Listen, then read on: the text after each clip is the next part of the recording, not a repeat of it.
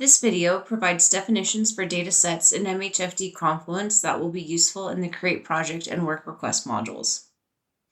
When first logging into Confluence, you'll be taken to the map view.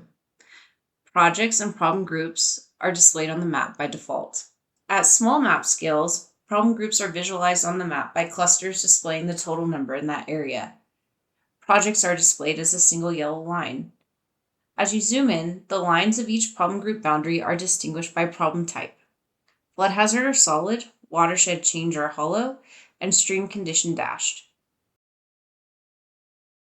Project lines are similarly distinguished by type.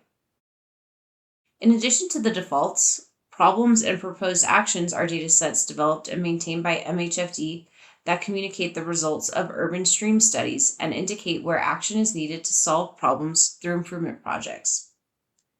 Problems are specific deficiencies in the urban stream system that warrant proposed actions.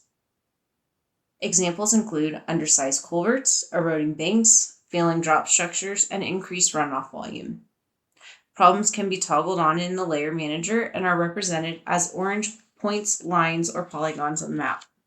Proposed actions are proposed activities to solve problems and are the building blocks for improvement projects in the work request. Proposed actions can be toggled on in the layer manager and are represented as green point, lines, and polygons on the map. Clicking on a proposed action feature in any map interface in Confluence, a pop-up will display the legend item and basic attributes like the source name, year, and estimated cost. The estimated cost is updated to reflect $2023 based on the year of the study. The local government user will also see a Create Project button. This will open the Capital Project Improvement form. Problem groups are the data elements that establish the relationship between problems and proposed actions. Like proposed actions, the local government user can choose to create a capital improvement project from the features pop-up. All the proposed actions needed to solve the problem group are automatically selected in the CIP form.